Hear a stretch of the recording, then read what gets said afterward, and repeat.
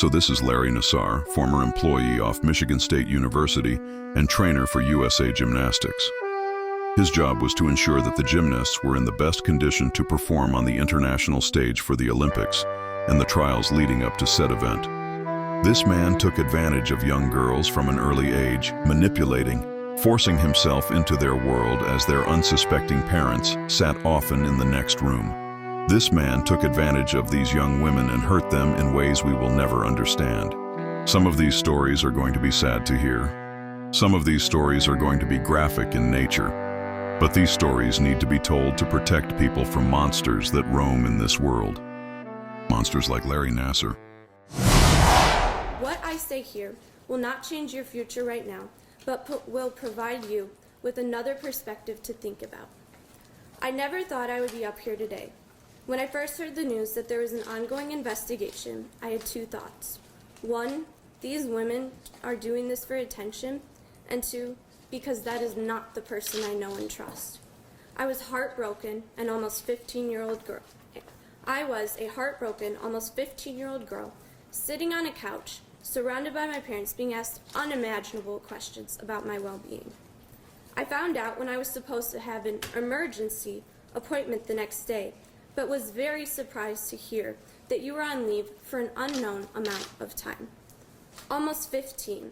I had my learner's permit, was in my freshman year of high school, and my biggest worry was whether I was going to get asked to the school dance or not. Almost 15, and little did I know that the next year would be the hardest of my life so far. As I sat on the couch and thought about what was going to happen, I did try to stay optimistic. With no thought at all, I denied ever feeling uncomfortable, despite what my heart was telling me to say. I did everything in my power to protect you. I truly believed that denying the truth would make the problem go away. Well, fast forward less than a year later, and here I am, standing in front of you, doing many things I hate. I am seeing you, putting my whole truth out for everyone to hear, and public speaking, which does not make me happy. So I hope you are actually ready to listen, Larry. Helpless, like I was, to my story that is different than any other girl that has spoke, or any other that will speak. I am here to move on and leave you in my past. But first, I must do my part and do my best to help clean up the mess you have made together and connect over 160 women and girls from all different backgrounds, which is impressive. And extremely unfortunate for you, because now we are all here and ready to make sure you never see outside of prison walls again. So I hope you are ready, because you deserve so much more than your sentence and so much less in life. I was open to anything and everything you suggested. You knew this and used up every ounce of my innocence, not only abusing me, but the oath you took when becoming a doctor, to respect the privacy of your patients and not play God. Well, Larry, there's only one God, and he sure is not you, so it's time to... I even saw the two of you smile, and you so gently place your hand on his shoulder, as if consoling this monster. I am so confused by your career path, and I do not respect you or your choices. I will choose to be a role model to my children and young women, just like Angie, Robin, Andrea, and now Judge Aquilina have been for me and forever will be. So thank you. We have won this first battle, but our war is not over. MSU knows what they have coming. You know that you enabled and are accountable for ignoring complaints from the past, so I gladly say goodbye, Luanna Simon. Your time as president will be over, and shame on you for not listening to young women. I hope you spend the rest of your days thinking about your 9 to 16-year-old self and how it would have felt to be sexually assaulted and speak out about it, only to be turned down. I actually plan on finishing my college career at MSU, and I better have a new president by the time I get there next fall. To USAG, I'm utterly saddened that a defendant has caused the sport of gymnastics to be tied to the weight of sexual abuse and child molestation. I am more disgusted that you knew of this and failed to act when you should have. You have failed to keep the sport of gymnastics safe and with the name it deserves. Gymnastics is a great sport, and there are absolutely incredible coaches out there. They know who they are. they will be the ones to save this sport, and I have no doubt about that. To John Geddert, you, however, are not one of these great coaches. There is no excuse for you not knowing what was happening in your gym, except for inexcusable neglect and lack of leadership. I have always told myself, for everything you put me through, you will have what's coming. I do not believe you deserve to have your gym still, and I don't understand why anyone could still want to train there, especially knowing that in that backroom dungeon, hundreds of your athletes were being molested. To the Olympians, I thank you for coming forward, being so brave, knowing how much more your names would have been in the media. I can't imagine the pressure you felt, knowing how much I felt myself. And I need to say this to you all, that your legacy as Olympians will not go down with the Larry Nasser case. You will not be remembered as the Olympians that were molested by Larry Nasser, but as the gymnasts who are not only Olympians, but also heroes. He will not compromise your title that you worked so hard for, and we will not let him. And to the defendant, you ended up right where you always liked to be. #1 sports medicine doctor. #1 gymnastics doctor in the country. And now you're the world's #1 child molesting pedophile that has ever been discovered. Larry. Lair Bear. You were my dearest friend. From level 5 to level 10. I met you for a heel injury when I was young. There were all signs pointing to you from there and on. You were the one who was here to save me and my gymnastics. You and I had a very special bond from the beginning. You even said it yourself. You told me that I was special and going somewhere fast. I believed you because you believed in me, like everyone else. The abuse started at 12 years old and continued until I was in high school. You gave me your Olympic jacket with your name on the inside tag after one of our special appointments.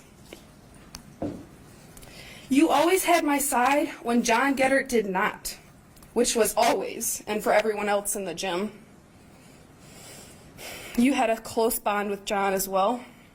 You were dearest friends, yet would talk like he was the devil himself behind his back. Another odd bond there I wish I would have seen. You watched me and took videos of me like I was your own. You had an ownership over me, over all of us, under the rug or under the white hospital sheets.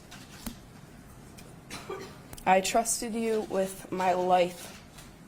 My mom, my dad, my grandma, we all trusted you. They trusted you as if they would trust themselves with you. They trusted you with their own life. You guided me spiritually, physically, and took hold of me emotionally. You had us all fooled, that was for sure. You were still Facebook messaging me the day after you got arrested, Thanksgiving time of 16. You were saying how I should pray for you, and you were glad you at least got to be home with your family for the holiday. I still believed you at the time. And I loved you at the time. Loved you. Then the pornography came out, and police found footage on the GoPro. This was not real medical treatment. My world crashed. Everything I had learned, wanted, and dreamed about is changed. Are these things the things that I still want? I thought I wanted to be a doctor. You told me, you showed me everything. You showed me every part, every ligament, every bone, every muscle on my own body. You taught me that. I wanted to be like you, a man of honor and passion. Am I on your GoPro? Because I was one of your closest little friends. I saw you 3 times a week, at least, if it be at the gym on Monday nights, your house, my house in front of my parents, but so hidden in plain sight. My parents feel that they have failed me because of your master manipulation. My mom and dad think that this is their fault. They are suffering so bad, just like I am. And I know that you know I am. This is not their fault. They suffer along with my brothers, my boyfriend, my friends, and myself. Sometimes you would sneak me into the back door at MSU Sports Medicine, invitationals or Holt High School football games where I graduated in 15. You educated our athletic trainers for years and worked on me during the games in the back football room where the boys undressed.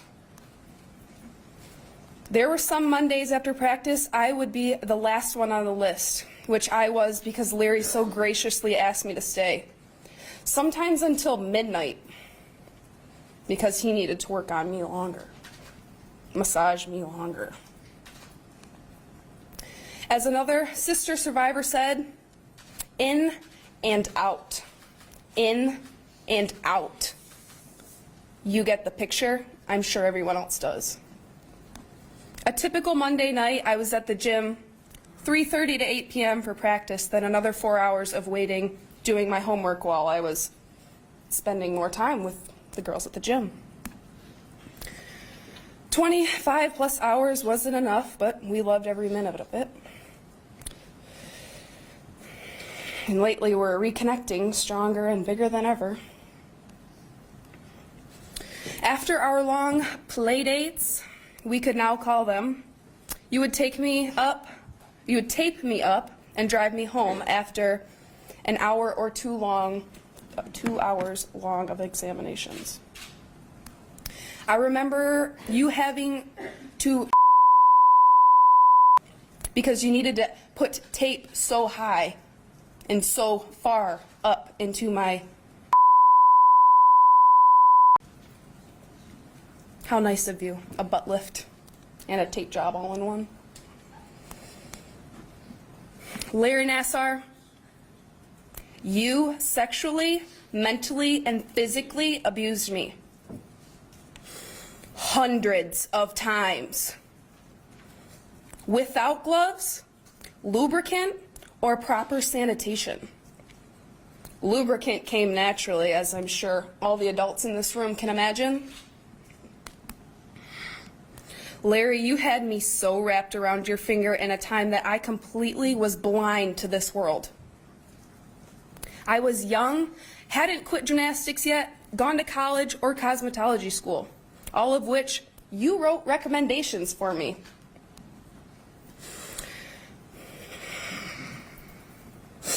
What did you expect?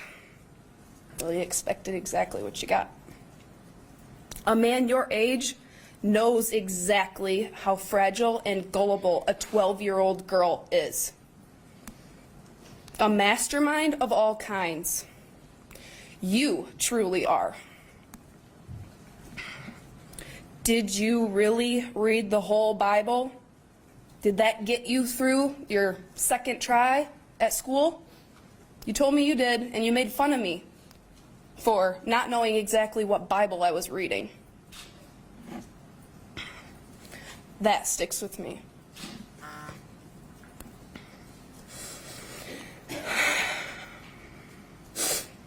Reading about the Lord and all of His goodness He shares with us even after you failed the first time.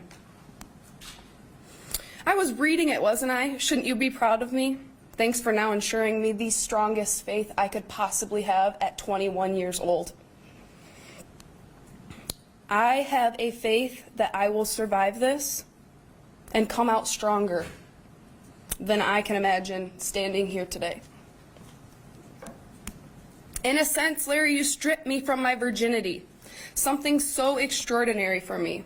I was saving it for marriage at the time. As I got older, I started to understand my own body a little bit better. I became self-conscious and anxious.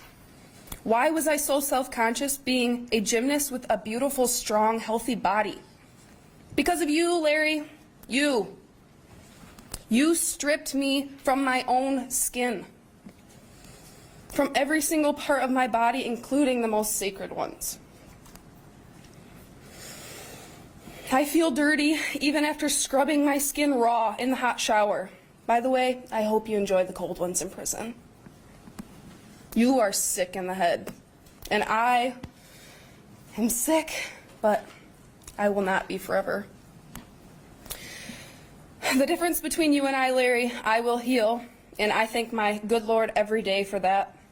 You have given me this so-called anxiety that I will let randomly strike in the middle of a shopping center or the mall, anywhere.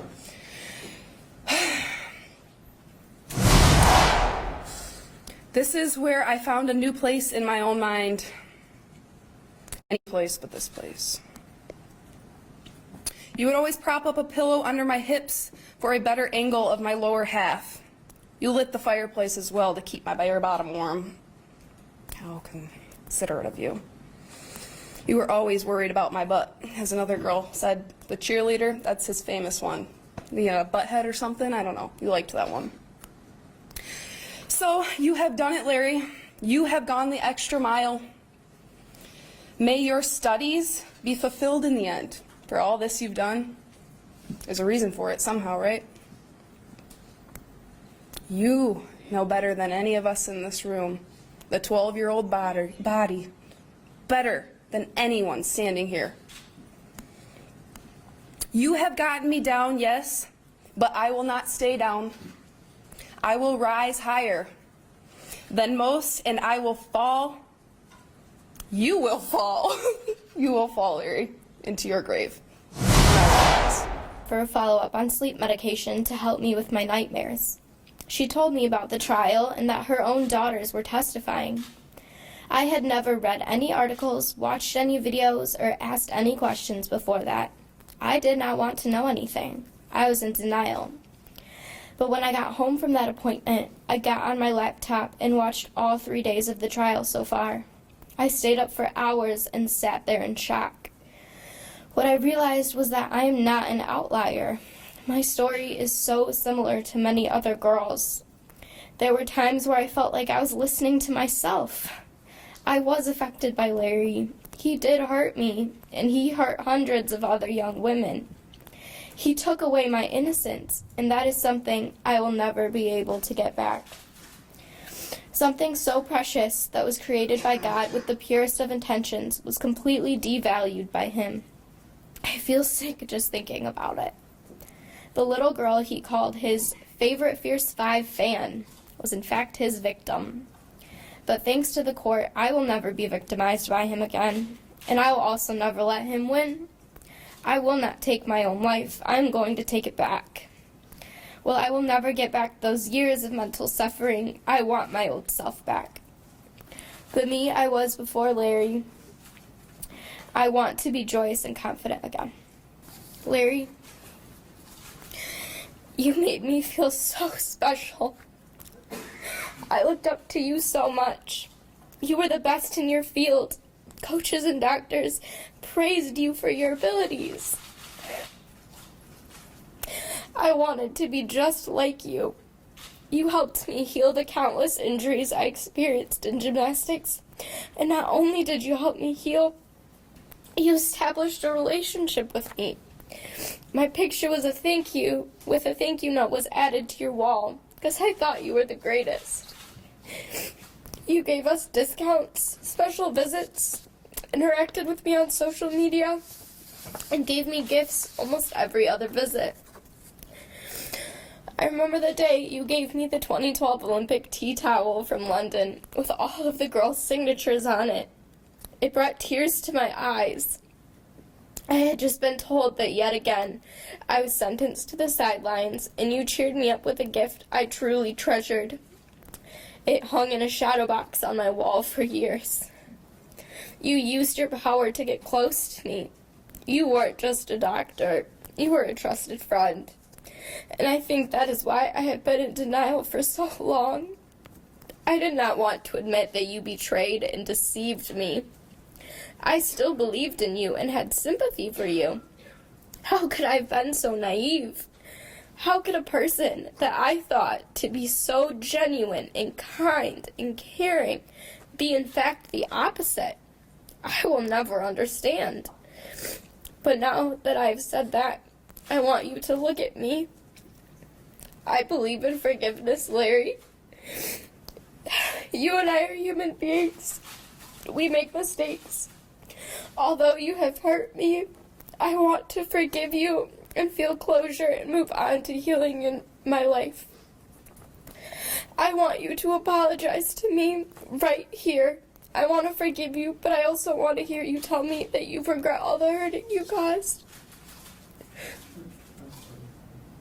Thank you.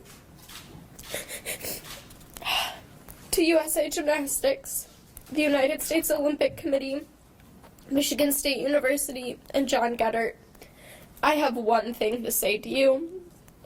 Don't you ever let this happen again. I thank my mom right now for raising me to know that even as a little girl, I had the power to say no to a grown man. I doubt she ever thought I'd have to use that power against someone she considered a friend. And she did consider you a friend. She trusted you, and now she feels like she's failed me as a mother because she couldn't see what a psychopath you are. Her and I both have to live with that every day. It's hard to imagine that even after all of that, you had me so wrapped around your finger and I still trusted you so much. Even when I was a sophomore in college and you were the only person I called to help me make the decision to end my gymnastics career due to my injuries. After 18 years of gymnastics, you were the only person I called, not even my own mother. And do you remember what you told me? You said, "Cammie, you've suffered more than anyone in order to do this sport, and nobody should have to suffer that much. It's time to be done." So I guess in some weird way, you did care if I suffered. You just didn't care when it pleasured you.